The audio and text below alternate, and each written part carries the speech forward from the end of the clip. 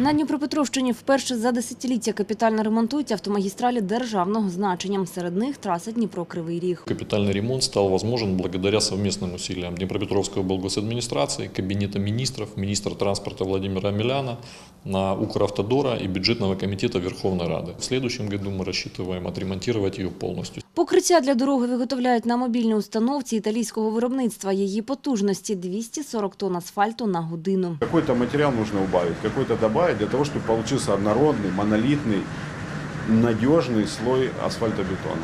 Дорожники мають відремонтувати більше півсотні кілометрів траси. У нас было полностью обеспечено финансирование. И на сегодняшний день мы ожидаем дополнительные деньги. При условии, что все финансирование будет своевременно, мы планируем закончить работы согласно нормативным документам до середины октября.